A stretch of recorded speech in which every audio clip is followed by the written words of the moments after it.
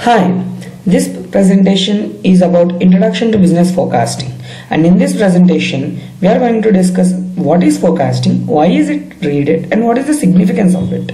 And then we will discuss two broad areas of methods, which are qualitative methods and quantitative methods to predict something. And then we'll wrap up with some general guidelines, principles and characteristics. Now, what is business forecasting? And forecasting is, you can say broadly, as a process of predicting or estimating the future based on past and present data. And it is the process of using past events to make systematic predictions about future outcomes or trends. And these future events are predicted on the basis of historical data. You may have some historical data, say the past 2-3 years data, and then you can predict the events. And opinions, you can collect opinions from the experts and try to predict what will happen in the future. Or trend events, you can observe the events in the past and form some opinion about some trend which is happening over the past years. Or known future variables, you may know some factors which influence your decision, and then you can predict on the basis of these future variables. And these will be discussed in the coming slides. But why is forecasting needed? The best way to understand why forecasting is required is to think yourself as a person who is an owner of a business, company or an organization. For that, you need to better understand seasonal peaks, and you need to determine your actual cost of sale, and then when to order inventory, do you need to hire additional staff, how can you afford to hire them, and is it the right time? And all these things are needed for a business to continue. And forecasting is definitely needed so that you may make the right and wise decisions.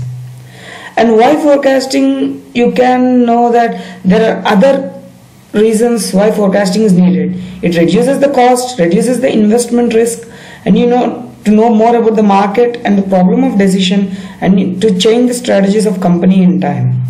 And significance is, it allows the organizations to improve profits, and it is really essential in eliminating waste, such as you may face many problems, and like lost sales, customers may be lost, some expenditure may be wasted, and to avoid all this, forecasting is really needed. So broadly, forecasting methods are classified into two types: qualitative methods and quantitative methods. Qualitative methods are just based on judgments and opinions. They rely on subjective opinions and are not mathematical at all. There is no analytical skills. Very few analytical skills are used, rather, I can say. And quantitative methods, on the other hand, are clear-cut mathematical models and are objective in nature, because you're just using some quantitative methods and models to do that, and you don't have any emotions or judgments or personal experiences in that. So they are entirely objective, and they rely on data and analytical techniques. So let us start with qualitative methods, and here I am just going to discuss two qualitative methods. This list is not exhaustive, there are other qualitative methods also. So jury of executive opinion and Delphi method are two qualitative methods we are going to discuss. Jury of executive methods is just a method which just pools opinions of high-level experts, and very rarely augmented by statistical models. And for a specific decision or forecast, the combining and averaging of use of several contributive executives is taken. A face-to-face session is generally needed, which provides essential information immediately, quickly, and without using elaborate data manipulation and statistical techniques. And pool of opinions of high-level experts is taken here. So for example, in a business, top executives in finance, human resources, marketing, purchasing and production may meet with the board of directors, and these executives have a face-to-face session, and they provide background information, experiences and opinions, and then they decide what to do, and they predict, they just get a common sense of what may happen, and this is just jury of executive opinion. Next comes the Delphi method. A Delphi method is basically a panel of experts again, but each one is physically separated this time and has a questionnaire, and they answer the questionnaire and the results are kept anonymous. The person is anonymous. So the results of the questionnaire are just clubbed, and after each questionnaire the responses are tabulated and shown, and the information and opinion of the entire group are made known to each of the other panel members. And then they again revise the previous forecast response, and then again they fill the questionnaire, and this process will continue until some degree of consensus is achieved. Now quantitative approaches, there are many number of quantitative approaches, and broadly I am saying just the 5 quantitative approaches, which are naive approach, moving averages, exponential smoothing is a method but we won't be discussing that, trend projection, linear regression. The first 4 are clubbed under time series model, and the linear regression is known as an associative model. Time series components. Now time series has 4 components: trend, cyclical, random, seasonal, and we are going to discuss what it means. Suppose this is a graph of a demand of a product or a service over the time, and the trend component means the trend is going on increasing with time, and these peaks are called seasonal peaks. These increases and then it's decreasing. It's like a valley basically, and sometimes you can't predict here. See, the pattern is very haphazard here, and this is called random variation, and this is the actual line of demand which we are actually seeing it. And or average demand, if you average this out, this actual demand line, if you average all these values, you will get a value which is roughly here, and this is the average demand over the last 4 years. And each component will be discussed in detail now. There are many components here, and each component will start with the trend component. Trend component is the persistent overall pattern. It may be upward or downward, and the changes may be due to population or technology, age or culture. You have to determine the changes, but this is just a quantitative component, and typically we will take several years duration and then observe the general trend how it's going, and this is fairly intuitive. Seasonal component is the regular pattern of up and down fluctuations. Say for example, you can see the weather or customs to find out what's the pattern, and this occurs within a single year. Within a single year there may be some ups and downs, and these are known as seasonal peaks. For example, if you take a period as a week and the length as a day, the number of seasons is 7, and this we will observe if any pattern is there here, in any component is there. If you take period as an year and the length as a quarter, this is generally done in business, and the number of seasons will be 4, and from this you will predict how the fluctuations are, whether there are any ups and downs. Next comes the cyclical component. This is the repetition of up and down movement. Remember, having ups or downs is common in business, and that comes under a seasonal component, how much regularly they are occurring. But if they occur repeatedly, that is called cyclical component, and this has multiple years of duration, and this is affected by business cycle, political and economic factors. For example, this is the graph of last 20 years. You can observe that this is a cycle. The pattern is repeated. There is an up and a down, and again there is an up and a down. So there is a cycle here. And then there is a random component, which is just erratic, unsystematic residual fluctuations. You can't even predict what's happening, and this is for very short duration, and this is non-repeating. You can't see, you can observe that nothing repeats here, and this is maybe due to unforeseen events or any random variation, and this is quite common. First, we will discuss the naive approach in quantitative model. This assumes that the demand in next period is the same as the demand in the most recent period. Now, I am not calling this as practical, but this is just a naive approach, and this is just a good starting point. This can be a good starting point, and you will predict using the naive approach. Then you will use other methods to improve your predictions. And sometimes this is obviously very cost effective and efficient, because there is nothing except to see the most recent period and then then decide the demand for the next period. Moving average method is a series of arithmetic means. So this has very little or no trend is used here, and this is often used for smoothing. For example, the moving average, mathematically moving average is the sum of the demands of the previous n periods divided by n. So this provides an overall impression of data over time. Don't worry, we will discuss this with an example. Say you have this, there are months, there is actual sales, how many sales have occurred, and now suppose you want to predict for the month of April and you have only January, February, March data. So moving average will take the average of January, February and March and then predict that for April the sales is going to be like this.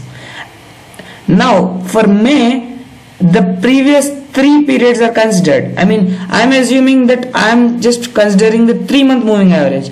In this formula, n is 3. So 3-month moving average is considered like this, and for the month of May, the previous 3 months, which is February, March and April, is calculated, and the same continues. These 3 months is taken here. So this is an example of a moving average, and graphically you can see that if this is the actual sales, the moving average forecast will be like this, something that captures the general trend but is not as accurate as the reality. For example, this is the actual sale, but the moving average is here, which means that it is actually quite slow in picking up. So coming to the weighted moving average, this is very commonly used. For this is the same as moving average, but there are some weights for the previous periods. I mean, the demand is multiplied by a weight for a period and divided by all the weights. These weights are based on experience and intuition, and we will see an example for this. Suppose the weights which I am giving are 3 for the last month, 2 for 2 months ago and 1 for the 3 months ago. I mean, I am giving more importance to the value which has occurred in the last month, 2 which has occurred as 2 months ago and 1 for 3 months ago, and the total sum is 6. So suppose considering the same example as before, for the month of April, I need to consider these 3 values in the previous 3 months. But how am I going to find the 3-month weighted average? The weight is 3 for the previous month, so I am going to multiply 3 with 13, and the weight is 2 for the month 2 months ago, so I am going to multiply 2 with 12 and 1 with 10, since the weight is 1, and I am going to divide by the total weight, which is 6, and this gives me a 3-month weighted moving average for the month of April. I hope this is clear.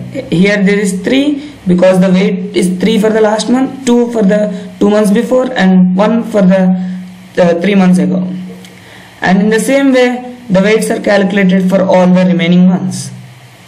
Now if you observe the graph, you can see that depending on the weights, a weighted moving average can be better than a moving average because it is little fast in picking up the trend, and sometimes depending on the weights, it may come very close to actual sales also. It depends. Now there are some problems with the moving average. So the problems are basically it does not forecast trends well because it is late in picking up. I mean, it will pick up, but by that time it has no use, and that requires extensive historical data, because basically you need to consider the past n periods, and increasing n smooths the forecast but makes it less sensitive to changes. So if there are many changes, then suppose there are n smoothenings, the last in one for one period, there are a lot of changes. But if you are considering many previous cycles, previous periods, then it will be very difficult to pick up the trend, because you are considering all that. So it will be very less sensitive to changes. As an example, so here the graph has fell down. I mean the sales demand has gone down. But since we are considering the previous 3 months, it is late in picking up this trend. You know, it takes time. It takes 2 months to pick up the trend. So even if it's falling here, you can observe that the trend is the prediction. The predictive model, which is the weighted moving average or moving average, has not picked up the trend yet. So this is the very major problem with moving average. Now I am going to discuss another method, which is correlation. Correlation just means that how strong is the relationship between the two variables. Linear relationship. I am talking about relationship.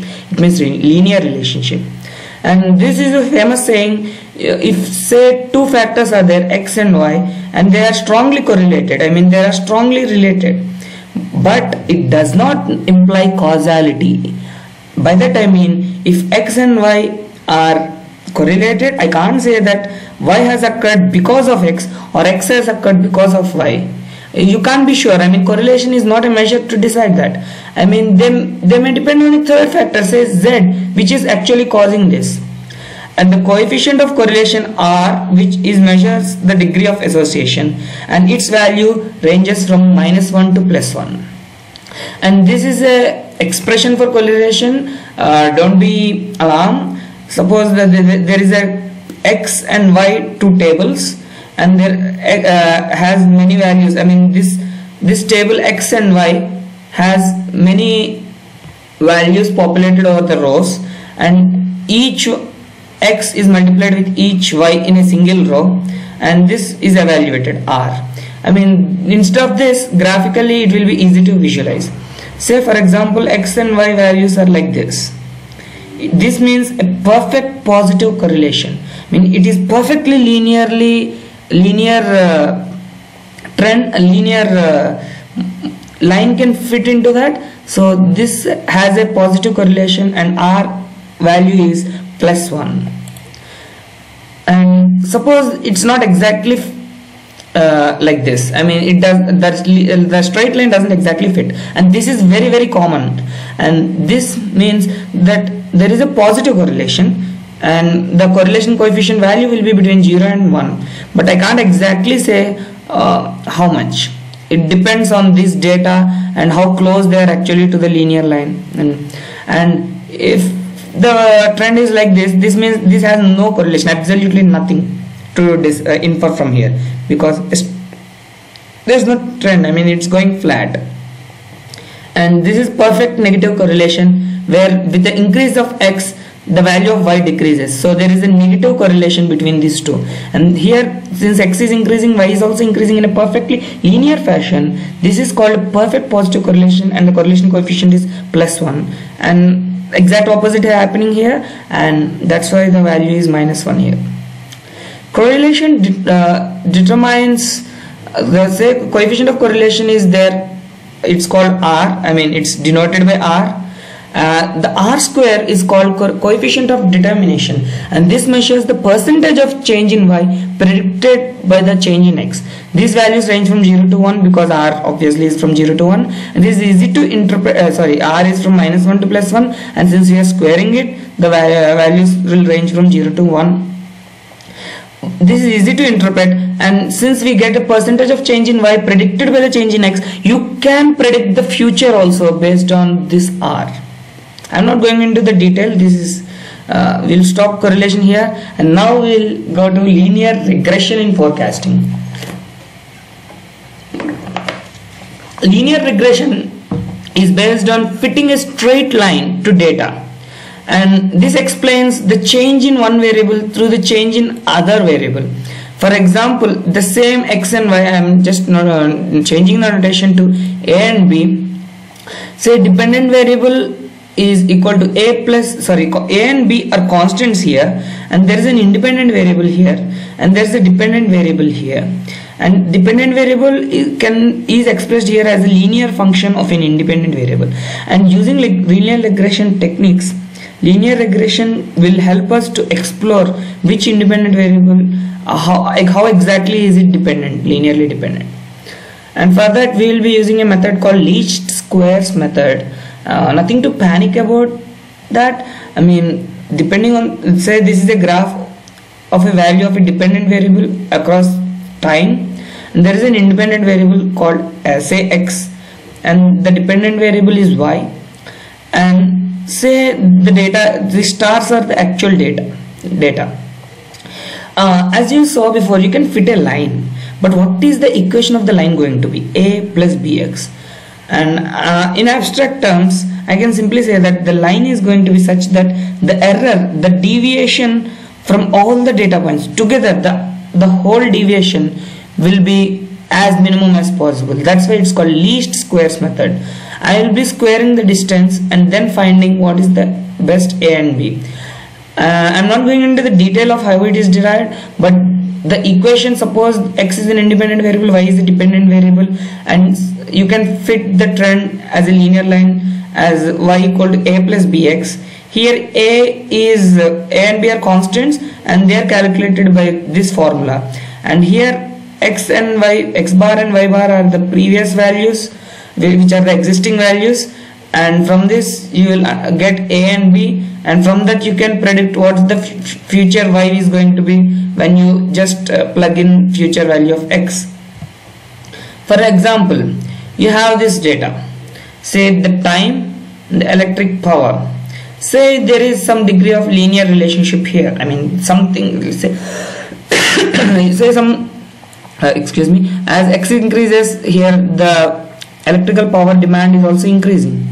So the sigma x is the sum of these values, sigma y is the sum of these values, say sigma x square, sigma xy, and from that you just plug in the values of x and y to find. X bar is the mean of x, these values, y bar is the mean of these values, and since this is the formula, you plug in these values. Sigma xy is 3063, n is 7 because we have 7 rows of data, I mean 7 data points.